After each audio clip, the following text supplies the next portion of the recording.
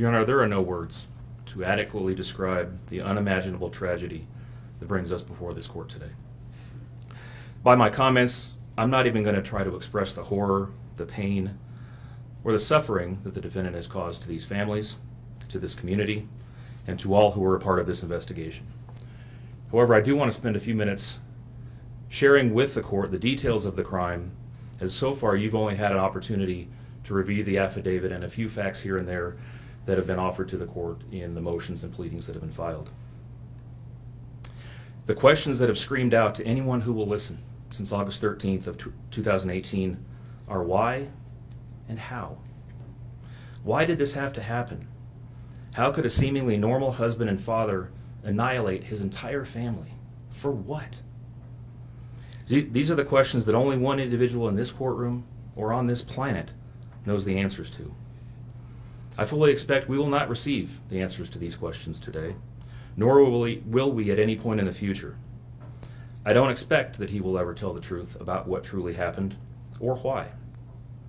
Even if he did, there is no rational way that any human being could find those answers acceptable responses to such horrific questions. The best we can do is try to piece together some kind of understanding from the evidence that is available to us. And the evidence tells us this: the defendant coldly and deliberately ended 4 lives, not in a fit of rage, not by way of accident, but in a calculated and sickening manner. Shannon was 34 years old. She had married the defendant in November of 2012. Over the weekend leading up to August 13th, she had been at a work conference in Phoenix, Arizona, and returned home in the early morning hours of August 13th.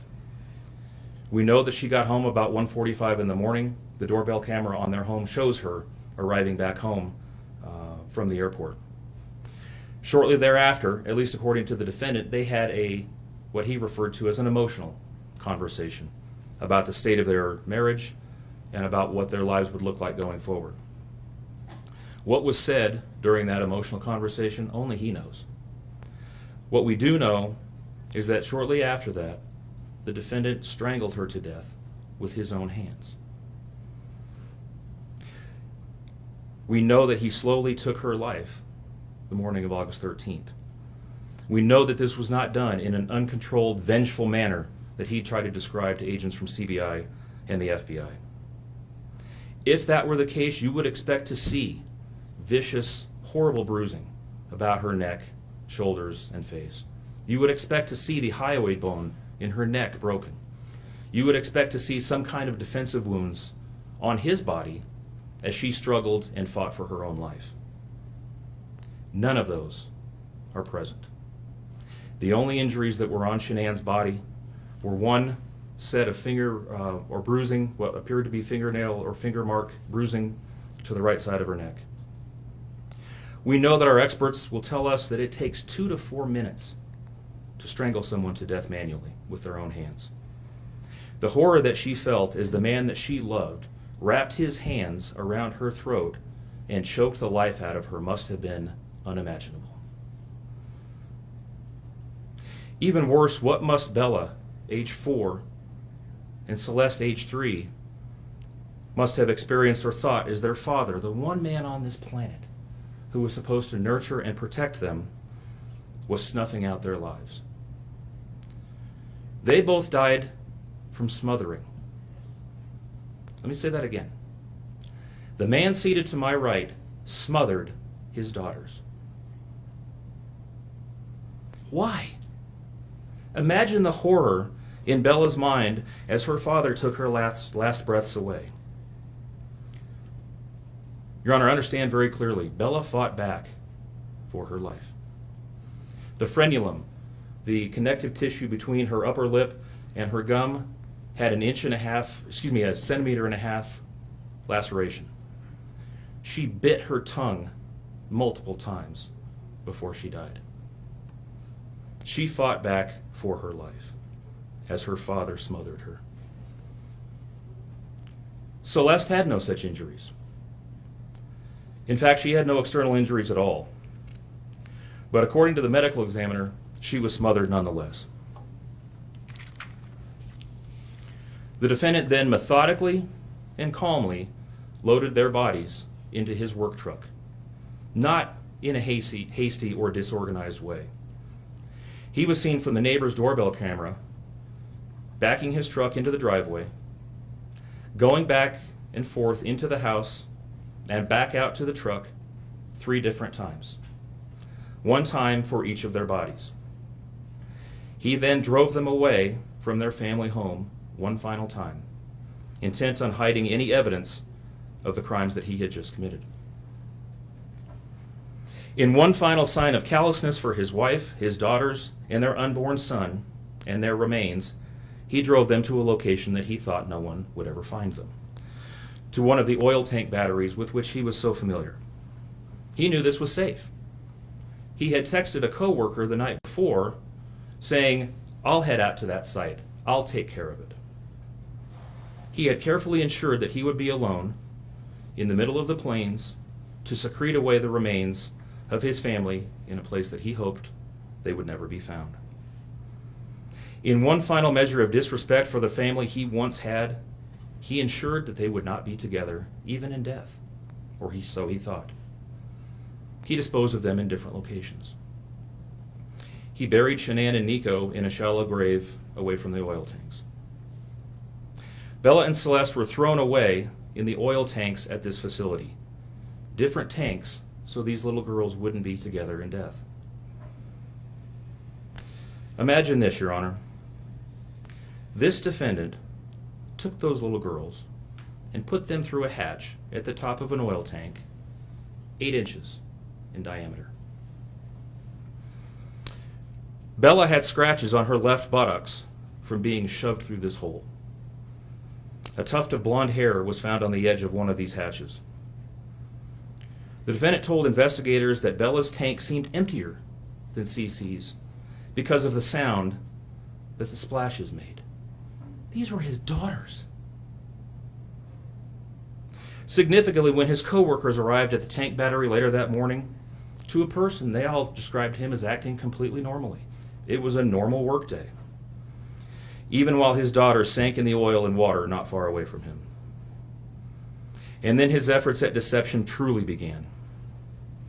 We've all seen the emotionless interviews that the defendant gives to the local media, asking for help in locating his family.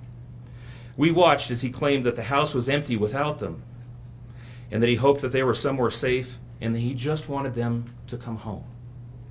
He told investigators that they were at home sleeping when he left for work that morning, and that Shannon had told him that she was taking the girls to a friend's house for the day. What is striking about this case, Your Honor, beyond the horrors that I've already described to you, is the number of collateral victims that he created by his actions. While he stood in front of TV cameras asking for the safe return of his family, scores of law enforcement officers, neighbors, friends, and family scoured the area, fretted for their safe return. They texted him begging for any information and sending him their best wishes, all the while he hid what he had done. The list of indirect victims does not end there. Think of the firefighters and the Colorado State Patrol hazmat experts who had to don protective suits and who were called upon to pull Bella and Celeste out of those oil tanks. Or the coroner employees who had to conduct these autopsies. Or the victim assistants who frantically attempted to ease the suffering of those affected. All of this, Your Honor, for what? Why? Why did this have to happen? His motive was simple, Your Honor. He had a desire for a fresh start, to begin a relationship with a new love that overpowered all decency and feelings for his wife, his daughters, and unborn son. While Shannon texted the defendant over and over again in the days and weeks leading up to her death, attempting to save her marriage, the defendant secreted pictures of his girlfriend into his phone and searched and texted her at all hours of the night. While Shannon sent the defendant self-help and relationship counseling books, one of which, ironically enough, was thrown in the garbage. He was searching the internet for secluded vacation spots to take his new love in researching jewelry. And while Shannon took the girls to visit family in North Carolina, the defendant went to car museums and the sand dunes with his new girlfriend.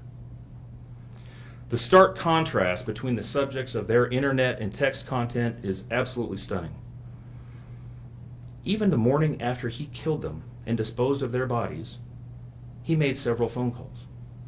One was to the school where the girls were supposed to start, telling the school that the girls would not be coming to school anymore, that they were being unenrolled, presumably to give him some more time before law enforcement notification about them going missing.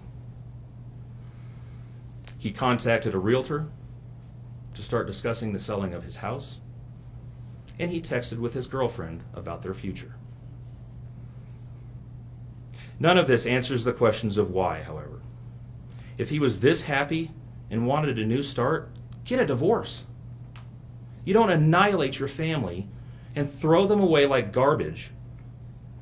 Why did Nico, Celeste, Bella, and Shannon have to lose their lives in order for him to get what he wanted?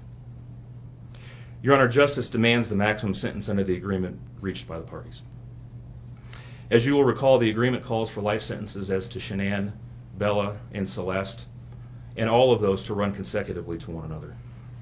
It also calls for the count of unlawful termination of a pregnancy as to Nico to run consecutively to counts 1, 2, and 3.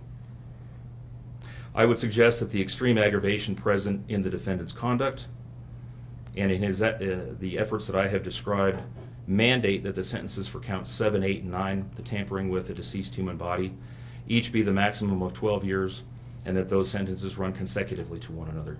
It is very clear that each of these acts, that these were not the subject of one act, but each oil tank that he walked up with his daughter's bodies and the hole that he dug for his wife and unborn son mandate a mandatory consecutive sentence. It's been alluded to this morning, but the defendant was certainly eligible for the death penalty in this case under the existing law in the state of Colorado. As you heard, Shannon's family strongly opposed my office seeking the death penalty and being bound to the criminal justice system for the next several decades. That's in large part, as you've heard, why we have reached the agreement that we have. 4 lives were lost at the hands of the defendant on August 13th for reasons that we will never fully understand, nor will we know.